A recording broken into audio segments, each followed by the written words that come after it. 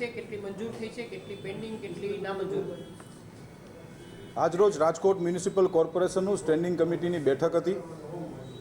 આ બેઠકની અંદર કુલ 70 દરખાસ્તો અલગ અલગ વોર્ડની, અલગ અલગ વિધાનસભાઓની, અલગ અલગ વિસ્તારોની વિકાસ કામોની દરખાસ્તો હતી.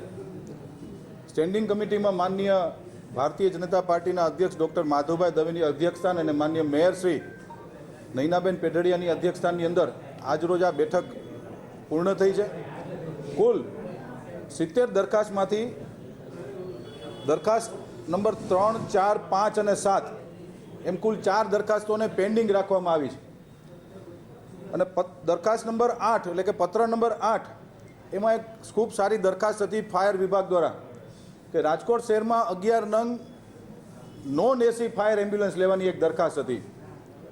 પરંતુ ભારતીય જનતા પાર્ટીના સૌ કોર્પોરેટરોની એક લાગણી હતી કે રાજકોટ શહેર દિન પ્રતિદિન મોટું થતું જાય છે. રાજકોટ શહેરમાં હાલમાં એસી એમ્બ્યુલન્સની પણ રિક્વાયરમેન્ટ ખૂબ છે. કોર્પોરેશન પાસે એસી એમ્બ્યુલન્સ છે, પરંતુ એમાં ક્યાંક ને ક્યાંક ઘટાડો આવ્યો છે. તો એસી એમ્બ્યુલન્સ પણ વધુ કરવામાં આવે, જેથી કરીને રાજકોટના શહેરીજનને, કોઈને બહારગામ પેશન્ટને અમદાવાદ જવું હોય, સુરત જવું હોય, વડોદરા જવું હોય કે મુંબઈ જવું હોય તો એસી એમ્બ્યુલન્સની ખૂબ એને જરૂર પડતી હોય છે. તો આ દરખાસ્તમાં કુલ 11 જે નોન એસી એમ્બ્યુલન્સ લેવાની હતી, એમાંથી કુલ 11માંથી 6 નોન એસી લેવી અને 5 એસી એમ્બ્યુલન્સ લેવાનું આજે દરખાસ્તને મંજૂર કરવામાં આવી છે. કારણ કે દિન પ્રતિદિન રાજકોટ, મેં જેમ કીધું એમ, ડે બાય ડે મોટું થતું જાય છે. રાજ્ય સરકારની સૂચના મુજબ દર 2 લાખની વસ્તી એક નવું ફાયર સ્ટેશન બનાવવાની પણ અમે કામગીરી શરૂ કરી દીધી છે. તો તેના ભાગરૂપે એસી અને નોન એસી બંને એમ્બ્યુલન્સ જોઈએ અને મોટા પ્રમાણમાં જોઈએ.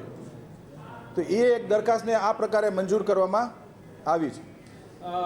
આવાસો જે જર્જરિત થઈ ગયા છે એને લઈને પણ ખર્ચની દરખાસ્ત હતી, એ મંજૂર થઈ છે કે એમાં કઈ સુધારો થયો? રાજકોટ શહેરના 2 વિસ્તારોની અંદર, કુલ રેલનગર અને વોર્ડ નંબર 10ની અંદર જે આવાસો પડ્યા હતા, એ આવાસો સમયાંતરે જે ઉદ્દેશને લઈને આવાસો બનાવવામાં આવ્યા હતા, એ ઉદ્દેશમાં આવાસો પડ્યા હતા. એટલે એને રિનોવેશન સમય જાય ત્યારે આપણે આપણું પોતાનું ઘર પણ રિનોવેશન કરતા હોઈએ છીએ મિત્રો.